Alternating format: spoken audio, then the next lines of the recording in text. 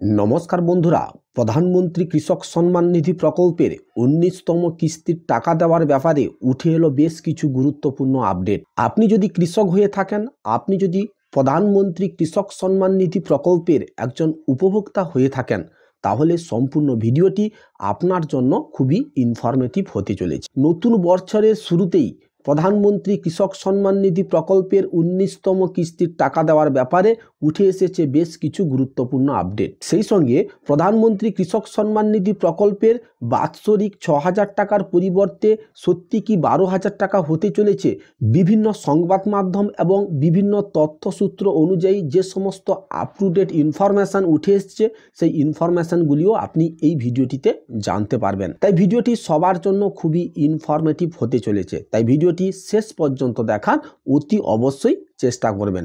তাহলে বন্ধুরা চলুন শুরু করি আজকের এই ভিডিওটি শুরু করার পূর্বে আপনার কাছে একটি ছোট্ট রিকোয়েস্ট, আপনি যদি ভারত সরকারের প্রধানমন্ত্রী কৃষক সম্মান নিধি প্রকল্প এবং পশ্চিমবঙ্গ রাজ্য সরকারের কৃষক বন্ধু প্রকল্প সহ অন্যান্য সরকারি প্রকল্পের আপ টু ডেট ইনফরমেশন সঠিক সময়ে সবার আগে পেতে চান, তাহলে অতি অবশ্যই আমার এই চ্যানেলটিকে সাবস্ক্রাইব করে পাশের নোটিফিকেশনটি অল করে রাখুন।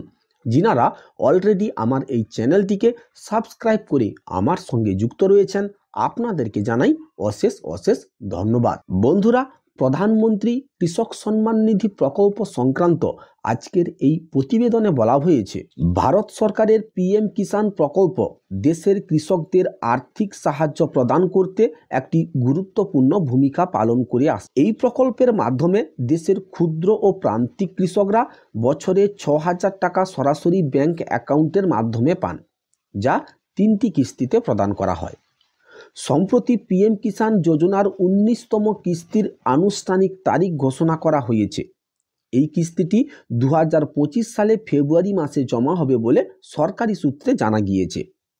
প্রতি 4 মাস অন্তর এই কিস্তি প্রদান করা হয়, যা সরাসরি কৃষকদের ব্যাংক অ্যাকাউন্টে জমা হয়। অনেক কৃষক এই কিস্তির অপেক্ষায় আছেন, কারণ এটি তাদের চাষাবাদের মরশুমে অতিরিক্ত সহায়তা করে।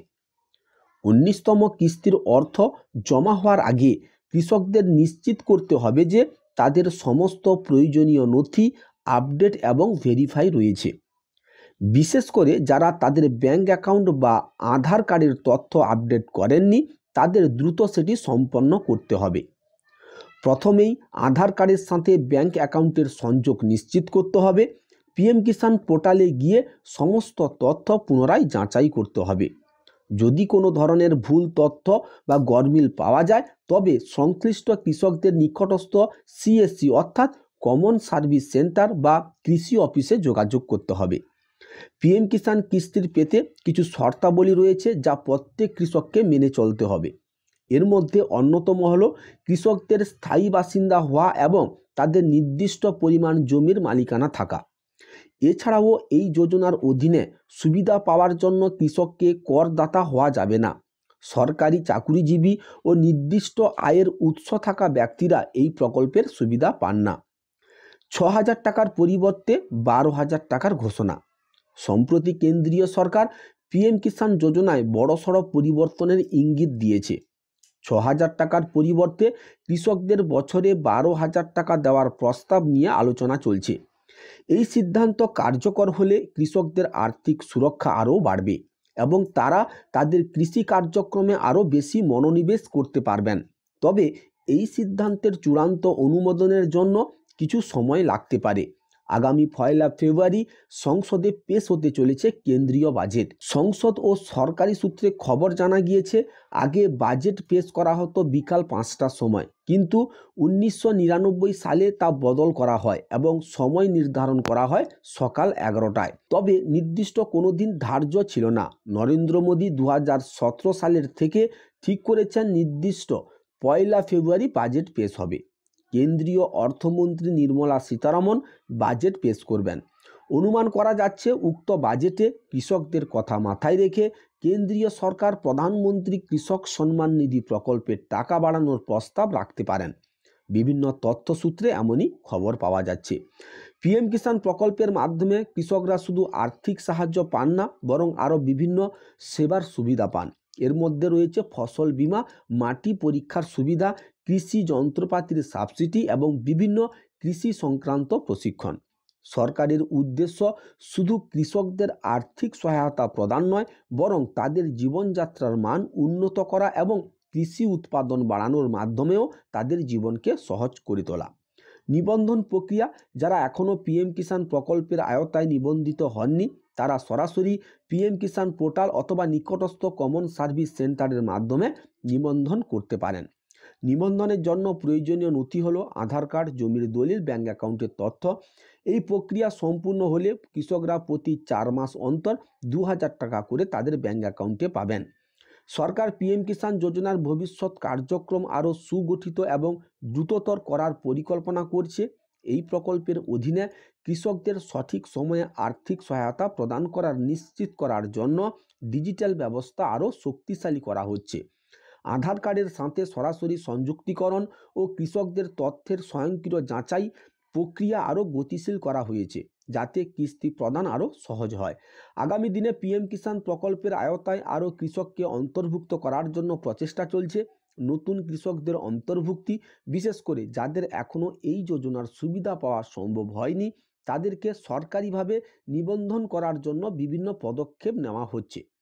কৃষি দপ্তরের সাথে স্থানীয় সরকার বা পঞ্চায়েতগুলি এই উদ্যোগকে সফল করতে কৃষকদের সহায়তা করছে। কৃষি প্রদান প্রক্রিয়া স্বচ্ছতা ও গতি বাড়ানোর জন্য সরকার ভেরিফিকেশন প্রক্রিয়া চালু করেছে, যেখানে কৃষকরা তাদের তথ্য অনলাইনের মাধ্যমে ভেরিফাই করতে পারেন। আধার সংযুক্তিকরণ, ব্যাংক ডিটেলস আপডেট এবং প্রকল্পের আওতায় নাম নিবন্ধন করার সমস্ত কাজ অনলাইনে সম্পন্ন করা সম্ভব হচ্ছে, যা প্রক্রিয়াটি আরও সহজ ও দ্রুত করছে। এর ফলে কৃষকরা আর দীর্ঘ লাইনে দাঁড়িয়ে কাজ করতে বাধ্য হচ্ছেন না, বরং তারা তাদের বাড়িতেই বসে মোবাইল বা কম্পিউটার ব্যবহার করে এই সুবিধা গ্রহণ করতে পারছেন। পিএম কিষাণ প্রকল্পের সাথে আরও কিছু সরকারি প্রকল্পের সংযুক্তি ঘটানো হয়েছে, যা কৃষকদের জন্য অতিরিক্ত সুবিধা প্রদান করেছে, যেমন প্রধানমন্ত্রী ফসল বীমা যোজনা এবং মাটি পরীক্ষা কার্ড যোজনা। এর মাধ্যমে কৃষকরা তাদের ফসলের সুরক্ষা ও মাটির গুণমান সম্পর্কে গুরুত্বপূর্ণ তথ্য পেতে পারেন। এতে করে তারা তাদের চাষাবাদের জন্য সঠিক সিদ্ধান্ত নিতে পারেন এবং তাদের ফসলের উৎপাদনশীলতা বাড়াতে সক্ষম হন। যদি কোনো কৃষক এই প্রকল্প নিয়ে বিভ্রান্তির মধ্যে থাকেন, তারা পিএম কিষাণের অফিসিয়াল হেল্পলাইন নম্বরে যোগাযোগ করতে পারেন।